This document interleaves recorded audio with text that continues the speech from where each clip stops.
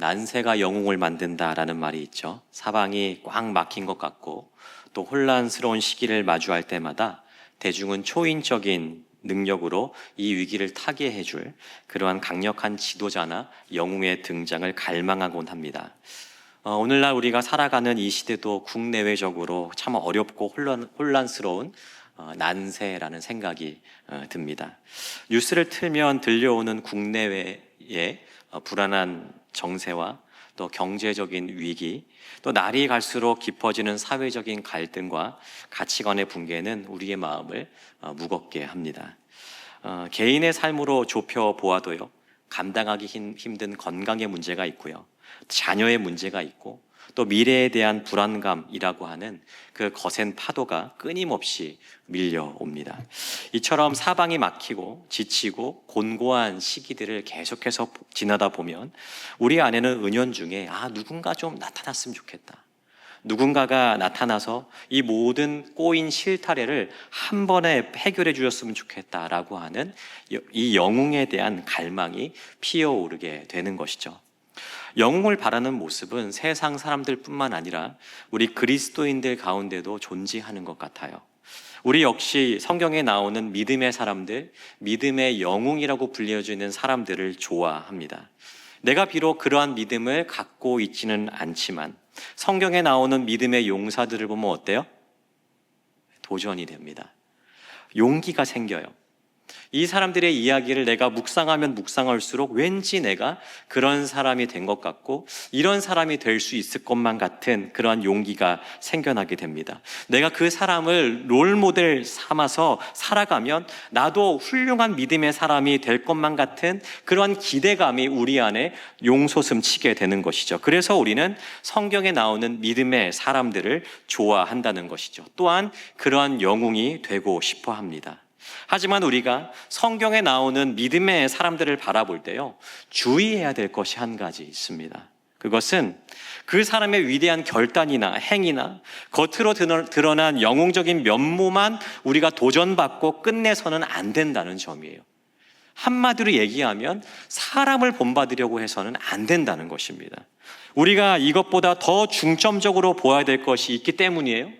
여러분, 우리가 믿음의 사람들을 말씀 속에서 볼 때마다 우리가 봐야 되는 것이 무엇이죠? 그 사람의 이면에서 역사하시는 하나님을 볼 수 있어야 된다는 것이죠. 성경에 나오는 믿음의 사람들의 면면을 한번 생각해 보시죠. 그들의 시작은 언제나 미약했습니다. 작고 보잘것없는 사람들에 불과했어요. 그러나 그 사람들이 그렇게 위대한 믿음의 사람이 되기까지 언제나 하나님께서 역사하시고 함께 하셨어요.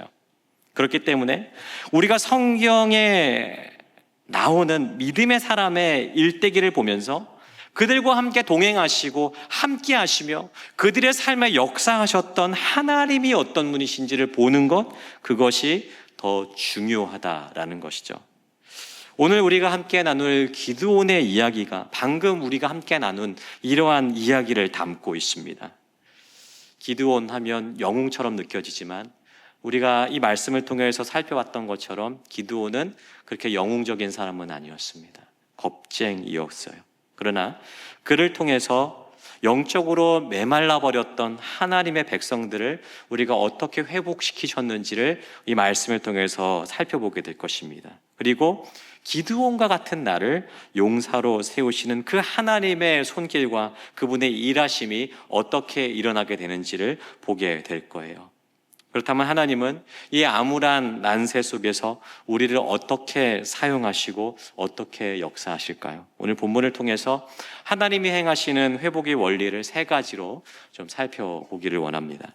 첫째로는 반복되는 죄로 인한 영적인 결핍을 직시하도록 만드신다는 것이에요.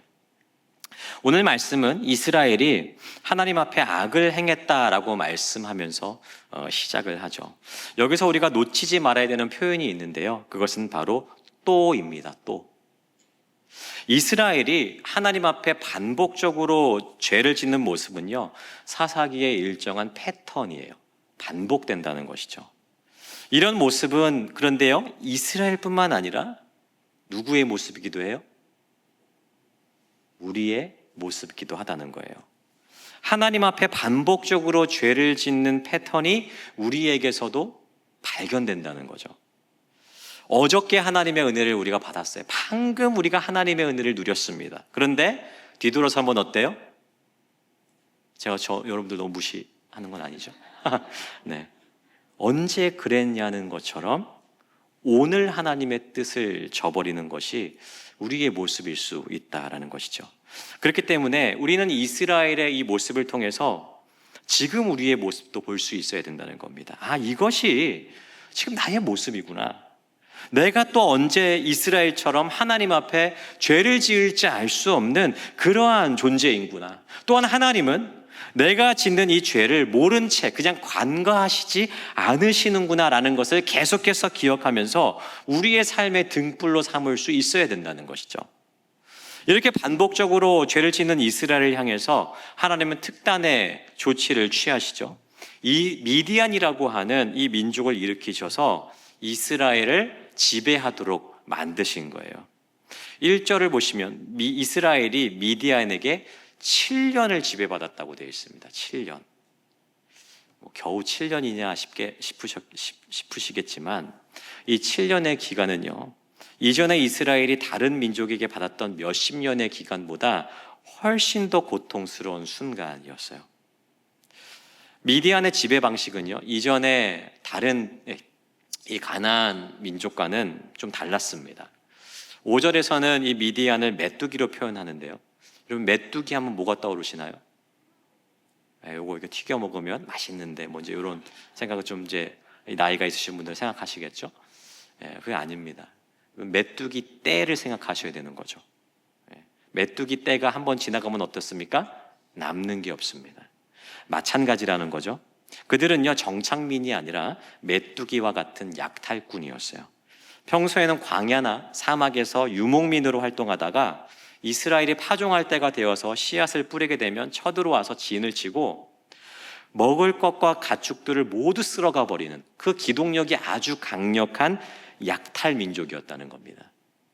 근데 숫자도 무척 많아서 이스라엘로서는 이들을 막을 방도가 없었어요. 미디안의 압제보다 그런데 여러분 더 비참했던 것이 무엇이냐 하면요, 이 미디안의 공격에 대한 이스라엘의 반응이었습니다. 2절 말씀 함께 읽어보겠습니다. 미디안의 손이 이스라엘을 이긴지라 이스라엘 자손이 미디안으로 말미암아 산에서 웅덩이와 굴과 산성을 자기들을 위하여 만들었으며, 하나님의 백성이라는 사람들이 어떻게 했냐면요, 이 미디안이 무서워서 산으로 도망쳐서 웅덩이를 파고 굴 속에 숨어버렸다는 겁니다. 들판에 나가서 자신감 있게 씨를 뿌리고 거두고 적이 쳐들어오면 하나님을 의지해서 당당하게 싸우고 승리해야 되는 것이 하나님의 군대인데 그러지 못했고 오히려 패배주의에 가득했다는 거예요. 그래서 어두운 동굴에 숨어서 구덩이를 파고 숨어서 겨우 숨만 쉬고 있었다는 거죠. 그 결과 여러분 이스라엘의 상태가 어떻게 되었습니까? 6절에서는 이스라엘이 미디안으로 말미암아 궁핍함이 심했다라고 되어 있습니다. 궁핍함. 산속에 있을 때는 구덩이를 파고 굴을 파고 그 안에 자기들끼리 있을 때는 안전하다라고 느꼈을지 모르지만 결국 그들의 상태는 점차 영적인 기근을 맞게 되더라는 것이죠. 저는 이 말씀을 묵상하면서 이스라엘의 이 모습이 마치 지금 우리가 처한 모습은 아닌가 좀 생각을 해보게 됐습니다. 오늘날 한국교회는 세상의 거친 도전과 비난이라고 하는 커다란 벽 앞에 놓여 있죠. 마치 메뚜기와 같은 미디안 군대가 이스라엘을 새까맣게 덮쳐오는 것처럼 교회를 향한 세상의 공격은 그 고삐를 늦출 생각이 없습니다. 그래서 이러한 상황 앞에서 한국교회가 때로는 너무 기죽어 있는 것은 아닌가, 좀 그런 생각을 하게 되더라는 것이죠. 물론 저는 이것이 한국교회가 그동안 행해왔던 잘못의 결과라고 생각해요. 이스라엘이 하나님 앞에 또 죄를 지어서 하나님이 미디안을 몽둥이로 사용해서 그 이스라엘을 징계하셨던 것처럼 한국교회가 사실 할 말은 없습니다. 여러 가지 실수와 문제들도 분명히 있었고 그래서 그걸로 인해서 비판받아야 되는 것도 맞습니다. 이스라엘이 그 잘못된 죄의 패턴을 똑같이 반복하던 것이 우리의 모습이기 때문이에요. 하지만 우리의 부족함을 인식하고 반성하는 것과 이제 한국교회는 미래가 어둡다, 한국교회의 시대는 이제 끝난 것이 아닌가라고 하는 영적 패배주의는 완전히 다른 것이에요. 영적 패배주의에 사로잡혀서 마치 이스라엘이 산속에 굴을 파고 들어가서 우리끼리 이 안에 있으면 안전하다, 이제는 우리끼리 안전하게 이곳에서 그냥 그렇게 지내자라고 했던 것처럼 우리도 굴을 파고 들어가서 우리만의 안전한 성을 쌓고 숨어버리는 것은 아닌가 하는 그런 생각들이 든다라고 하는 것이죠. 그 결과 우리 안에도 영적인 기근 현상이 벌어지고 있다는 겁니다. 이스라엘이 미디안으로 말미암아 그 궁핍함이 심했던 것처럼 우리도 점점 영적인 기근 속에서 궁핍함을 느끼고 있는 것 아닙니까, 여러분? 그런데 여러분, 하나님께서 원하시는 것은 패배주의가 아니라는 거예요. 이것은 한국교회뿐만 아니라 우리 개인에게도 마찬가지예요. 우리도 인생을 살면서 많은 실패들을 거듭하죠. 좌절하는 순간도 있고 내 연약함에 실패해서 패배주의에 사로잡혀서 나는 안 된다, 이제 나는 다 틀렸다라고 말하면서 숨어버리고 영적 기근에 허덕이는 분들도 아마 이 자리 가운데 계시리라 생각해. 하지만 여러분, 하나님은 패배주의에 갇혀서 꼭꼭 숨어버리는 것을 원치 않으신다는 것이죠. 우리가 영적 기근에 빠져서 허덕이는 것 더더욱 원하시지 않는다는 것이에요. 그러기에 여러분, 지금 우리에게 필요한 마음이 무엇입니까? 지금 하나님께서 우리의 현실을 깨닫게 하셨다면, 자각하게 하셨다면 이제는 그 자리에 더 이상 숨어 있어서는 안 된다는 것입니다. 하나님의 부르신 그 자리 가운데 나아갈 수 있는 그 준비를 우리가 하지 않으면 안 된다는 것이에요. 이것이 우리 개인과 교회 공동체가 일어설 수 있는 출발점이 되는 것이죠. 하나님의 회복 두 번째는요, 나의 무력함을 깨닫게 되었을 때 하나님께 부르짖으라는 것이에요. 우리 6절 함께 읽어보겠습니다. 6절입니다. 이스라엘이 미디안으로 말미암아 궁핍함이 심한지라 이에 이스라엘 자손이 여호와께 부르짖었더라. 이미 이스라엘에게는요, 스스로 이 위기와 어려움을 물리칠 힘이 없었습니다. 그러니까 미디안을 군사적으로 이길 방도가 없었어요. 철저히 그들은 무기력했고요, 또한 영혼은 메말라 있었고 핍절해 있었습니다. 자기들 스스로는 이 위기를 극복할 능력이 전혀 없다는 것을 뼈저리게 깨달았어요. 그래서 그들이 자연스럽게 찾게 된 분이 누굽니까? 하나님을 찾게 되더라는 것이죠. 그래서 성경은 그들의 여호와께 부르짖었다라고 증언해요. 자기 스스로 이 어려움을 해결할 수 없을 때 그들은 이 처지에서, 이 고난에서 벗어나게 해달라고 참 구원자이신 하나님께 간절하게 부르짖었다는 것이죠. 우리의 삶도 마찬가지라는 것이죠. 우리의 영혼이 핍절하고 곰핍하며 무기력할 때 나 스스로 그 어려움을 이겨낼 수가 없습니다. 여러분, 한국교회의 이 어려운 현실을 어떻게 이겨낼 수 있겠습니까? 여러분이 이 난세에 누구의 도움이 필요합니까? 하나님의 도우심이 없이는 안 된다는 것이에요. 그렇기에 우리가 가장 먼저 찾고 부르짖어야 될 분은 오직 하나님인 줄 믿습니다. 하나님은요, 자기 백성의 부르짖음을요, 외면하지 않으세요.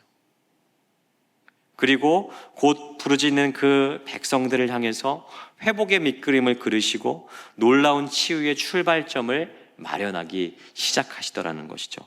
하나님께서 이렇게, 하나님께 이스라엘 백성이 이렇게 부르짖었을 때 여러분, 일어나는 일이 무엇입니까? 8절 같이 읽어보겠습니다. 8절입니다. 여호와께서 이스라엘 자손에게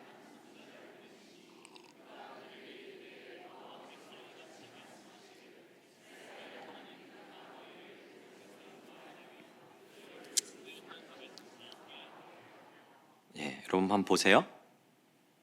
이스라엘이 이제 딱 부르짖었습니다. 그럼 뭘 기대하죠? 영웅 빡 이제 세워주시고, 아니면 엄청난 군대, 하나님의 군대를 하나님이 딱 보내주셔가지고 단박에 미디안 이 이방 민족들을 물리쳐 주는 거, 이제 그거를 기대합니다. 근데 하나님 어떻게 하세요? 예, 무명의 선지자를 보내주셔서 하나님의 말씀을 전하게 하신다는 거죠. 하나님께서 그들에게 선지자를 먼저 보내신 이유가 뭘까요? 하나님의 말씀으로 그들이 이런 위기를 겪게 된 근본적인 원인이 무엇인지를 가르쳐 주시기 위해서예요. 우리가 이제 병에 걸리잖아요. 그럼 누구를 제일 먼저 찾아가죠? 처음에 좀 스스로 이겨보려고 그렇게 하다가 이제 안 되겠다 싶으면 이제 병원을 찾아갑니다. 여러분, 환자가 병원을 찾아가는 이유는 내가 스스로 이 병을 고칠 수 없다라고 하는 그 무력함을 이제 인정했기 때문이에요. 그래서 우리가 이제 병원에 가면요, 의사가 가장 먼저 하는 일은 뭐냐면 진단을 해줍니다. 병명이 뭔지, 그리고 원인이 뭔지, 이 병이 얼마나 진행됐는지, 그리고 어떻게 치료할 건지 진단하고 알려줘요. 여러분, 원인을 알지 못하면 치료를 못하지 않습니까? 그러니까 마찬가지라는 거죠. 우리가 영적으로도 회복되고 다시 살아나려면 당장 눈앞에 있는 이 현실과 상황을 그냥 환경만 슬쩍 바꾸는 그런 표면적인 치료로는 결코 온전한 회복이 이루어날 수 없다는 것이에요. 여러분, 무엇이 필요합니까? 원인을 찾는 거예요. 내 영혼의 환부를 정확하게 짚어내고 도려내는 그 원인을 찾아내고 근본적인 치료책을 하지 않으면 여러분, 우리의 삶은 또다시 그 연약함의 굴레에서 벗어날 수 없다라고 하는 것이죠. 여러분, 우리가 그렇게 원인을 찾아내고 또한 회복될 수 있는 될 수 있는 그 동기를 우리가 어디서 찾을 수 있습니까? 살아있는 하나님의 말씀을 통해서 찾게 된다는 거죠. 하나님의 말씀이 지금 내 영혼의 현실을 보게 만든다는 거예요. 하나님의 말씀이 이제 내가 어떻게 이 영적인 곤핍함에서 일어날 수 있을지 깨닫게 하시고 발견하게 하신다라는 것이죠. 여러분, 하나님께서 이스라엘에게 선지자를 보내신 이유도 마찬가지라는 것이에요. 하나님께서 우리로 하여금 말씀을 통해서 내 연약함을 보게 하시고 또한 나의 그 심령을 찔러서 쪼개게 하시는 그 이유는 뭔가 두려워하고 절망감에 빠지고 또한 실패감을 갖게 만들기 위함이 아니라, 우리를 정죄하기 위함이 아니라 우리를 수술하시고 다시 살리시기 위함인 줄 믿습니다. 그렇기 때문에 우리가 하나님의 말씀 앞에 올바로 서게 되었을 때에 비로소 우리는 그 치료의 완벽한 치료와 회복에 더욱더 한 발자국 나아가게 된다라고 하는 것이죠. 그렇기 때문에 우리가 하나님 앞에 부르짖었을 때 당장의 내 눈앞에 환경이 변하지 않고 상황이 바뀌지 않는다라고 해서 우리가 낙심하거나 실망할 필요가 없다라는 것이에요. 우리가 구해야 될 것이 무엇입니까? 하나님께서 말씀을 통해서 지금 내 현실을 진단하게 하시는 것, 깨닫게 하시는 것, 그리고 내가 어떻게 나아가야 될지 그 길을 밝히 보여주시는 것, 그것이 우리가 하나님 앞에 구해야 될 그런 자세이자 태도인 줄 믿습니다. 우리가 그렇게 하나님의 말씀에 귀를 기울이게 되었을 때에 우리가 그 하나님의 말씀을 통해서 우리의 영혼이 소생하게 되는 그런 은혜가 우리 가운데 있게 되는 줄 믿습니다.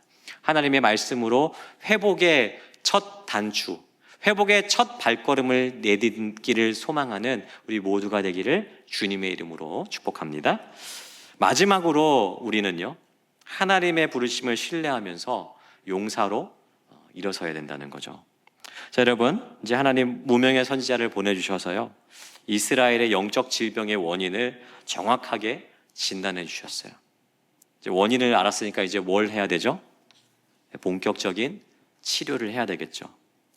부르짖는 이 하나님의 백성을 치료하기 위해서 하나님 한 사람을 찾아가십니다. 그리고 그 사람을요, 이 일을 위한 용사로 세우시죠. 그런데 문제는 하나님이 세우신 용사 이 기드온이요, 전혀 용사 같아 보이지 않는 데 있죠.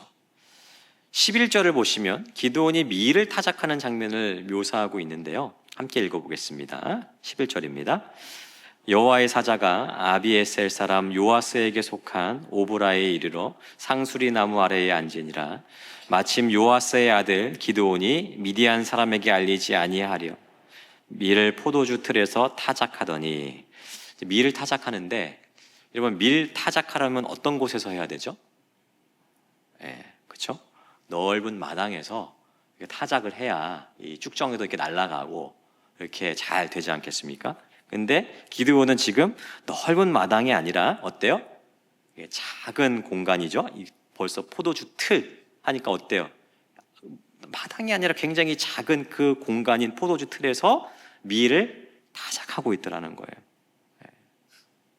에헤야디야 하면서 있잖아요. 도리깨로 이렇게 멋있게 이렇게 또 도리깨질도 이렇게 해야 되는데, 미디안 사람들이 무서워가지고 포도주 틀 안에서 숨어가지고 이거 뭐 거의 밀을 하나하나 이렇게 까고 있는 그런 이제 모습이라는 거죠. 용사의 모습이 아니라는 거예요. 용사라고 한다면 이렇게 도리깨질 하다가 어때요? 미디안이 오네? 그럼 어떻게 합니까? 타작을 하다가 이 타작하던 도리깨로 미디안을 타작하는, 이제 이게 어떻게 보면 우리가 이제 용사의 모습이라고 생각할 수 있는데, 하나님은 어떻게 보면 굉장히 눈으로 봤을 때는 겁쟁이라고 생각되어지는 이 기드온을 큰 용사다라고 말씀을 하고 계신다는 거예요. 하나님이 이렇게 말씀하시니까요, 이 기드온도 되게 의아했어요. 내가? 그래서 기드온이 자신이 지금 어떤 처지의 사람인지를 이야기하죠. 15절입니다. 그러나 기드온이 그에게 대답하되, 오 주여, 내가 무엇으로 이스라엘을 구원하리이까? 보소서, 나의 집은 므낫세 중에서 극히 약하고 나는 내 아버지 집에서 가장 작은 자니이다 하니. 하나님 지금 사람 어때요? 잘못 보셨다는 거예요. 저는 가진 것도 하나도 없고요, 능력도 없고, 우리 집도 별 볼 일 없고, 그 별 볼 일 없는 우리 집에서 저는 제일 별 볼 일 없는 사람입니다. 그런데 내가 무슨 이스라엘을 구원하겠냐는 거예요. 하나님, 우리가 보기에도 하나님 사람 정말 잘못 보신 것 같죠? 근데 여러분, 기드온은요, 스스로에 대해서도 기대감이 없었지만 하나님에 대해서는 더 큰 오해를 갖고 있었습니다. 13절 말씀 함께 읽겠습니다. 기드온이 그에게 대답하되, 오 나의 주여, 여호와께서 우리와 함께 계시면 어찌하여 이 모든 일이 우리에게 일어났나이까? 또 우리 조상들이 일찍이 우리에게 이르기를 여호와께서 우리를 애굽에서 올라오게 하신 것이 아니냐? 그 모든 이적이 어디 있나이까? 이제 여호와께서 우리를 버리사 미디안의 손에 우리를 넘겨주셨나이다 하니. 하나님의 사자가 기드온에게 하나님이 지금 너와 함께 하신다라고 하니까, 여러분, 이 기드온이 대뜸하는 얘기가 뭐예요? 하나님이 언제 우리와 함께 하셨냐는 거예요. 언제? 하나님이 정말 우리와 함께 하시는 것이 맞습니까? 하나님이 진짜 우리와 함께 하신다라고 한다면 지금 우리의 상황이 왜 이렇게 고통스럽냐는 거예요. 오히려 하나님을 원망하면서 하나님이 언제 나와 함께 하시고 하나님이 언제 우리와 함께 하고 계셨냐라고, 언제 우리와 함께 하셨기에 이제 와서 세상을 구하라고 내 등을 떠밀고 계시느냐라고 항의하고 있는 것이죠. 하나님을 향한 심한 오해와 분노가 그의 마음 가운데 이해할 수 없다라고 하는 그 마음이 그에게 있었다라는 거예요. 하나님은 이런 사람을 용사로 부르시고 계신다는 거죠. 여러분, 하나님은 기드온을 왜 용사로 부르시고 계시는 걸까요? 여러분, 그 이유는 한 가지입니다. 그것은 하나님의 나라를 일으킬 용사가 가지고 있어야 될 자질 같은 것은 하나도 없다는 사실을 우리에게 보여주시기 위함이에요. 하나님 나라 용사에게는 타고난 용사의 자질 따위는 없다는 거죠. 오직 누구만 필요한 겁니까? 나 하나님 여호와 한 분만 너와 함께 하시면, 네가 그 사실만 확신하면 그 사람이 바로 아무것도 없어도, 연약해도 바로 네가 하나님의 용사다. 스스로 약하고 보잘것없다고 느껴진다 할지라도 하나님이 함께 하신다면 네가 용사다라는 사실을 우리에게 말씀하고 계시는 거죠. 여러분, 연약하고 초라해 보여도 하나님께서 원하시면 분명히 그 영혼을 들어서 영광스럽게 사용하실 수 있는 줄 믿습니다. 비록 내 영혼이 곤핍한 상황이라 할지라도 하나님은 그 부족한 사람에게 임하시고 역사하셔서 그를 불러주시고 일으켜주시고 회복시켜주셔서 다시금 하나님의 나라를 섬기게 하시고 그 하나님 나라의 회복을 위해서 달려가게 하신다는 거죠. 지금 이 땅의 교회가 매우 힘들고 어렵고 연약한 상황에 처해 있지만, 그래서 우리가 하나님을 위해서 그 어떤 것도 할 수 없겠다라고 느껴진다는 그 상황이라 할지라도 우리가 결코 낙담하거나 좌절할 필요가 없다는 거죠. 왜요? 하나님이 우리와 함께 하신다면, 하나님이 한국교회와 여전히 함께 하신다면, 우리가 우리의 연약함을 인식하고 나의 무력함을 인정하며 하나님 앞에 부르짖고 하나님이 지금 나와 함께 하신다라고 하는 그 사실을 확신하기만 한다면, 하나님은 내 삶을 회복시킬 용사로 나를 세우시고 한국교회를 다시 세우실 하나님의 용사로 우리를 세우시는 줄 믿습니다. 하나님이 친히 직접 싸워주실 거예요. 그렇기 때문에 하나님 나라의 용사의 자질은 결국 없음입니다. 없음. 하나님께서 함께 하신다는 그 사실 하나만으로 우리가 용사로 설 수 있는 단 하나의 무기가 될 수 있다는 것이죠. 여러분, 이렇게 하나님의 부르심을 받은 기드온 어떻게 되죠? 우리가 너무나도 잘 알고 있습니다. 몇 번을 주저주저 합니다. 하지만 곧 어떤 일이 벌어지죠? 300명이라고 하는 그 적은 숫자의 군사로 미디안을 쳐서 승리하게 됩니다. 여러분, 어떻게 300명을 이겼죠? 치열한 그 계략과 전술과 막 게릴라 전술 막 해가지고 이렇게 이기나요? 아닙니다. 항아리와 횃불, 이거 하나로 수많지 많은 메뚜기와 같은 이 미디안 군대를 멸절시켜버리죠. 여러분, 누가 함께 하셨기 때문이죠? 하나님이 함께 하셨기 때문에. 이들이 한 것은 아무것도 없습니다. 하나님이 직접 싸우시고 하나님이 승리하게 하시는 그 승리의 경험을 이들이 하게 되더라는 것이죠. 여러분, 하나님은 우리에게도 마찬가지의 부르심을 하고 계십니다. 큰 용사여, 여호와께서 너와 함께 하시도다. 다시 한번 말씀드리지만, 용사됨은, 하나님의 용사됨은 나의 어떠함에 달려있는 것이 아니에요. 하나님이 지금 나와 함께 하심을 내가 확신하는 것에 따라서 가능한 일이라는 것이죠. 그렇기 때문에 스스로 우리가 한계에 짚고 있는 것이 나에게 있다면, 우리를 용사로 부르시는 그 하나님 앞에 그 모든 한계를 벗어버리고 겸손하게 일어나서 하나님의 부르심을 따라 달려나갈 수 있는 우리 모두가 되기를 주님의 이름으로 축복합니다. 오직 하나님 한 분으로 인하여서 우리는 반드시 승리하게 될 것이고, 또는 우리 한국교회 역시도 우리를 통하여서 반드시 승리하게 되는 역사가 있게 되는 줄 믿습니다. 이 말씀을 함께한 우리 모두가 오직 하나님을 의지하고 일어나서 이 세상에 감당하지 못할 용사가 다 될 수 있기를 주님의 이름으로 축복합니다.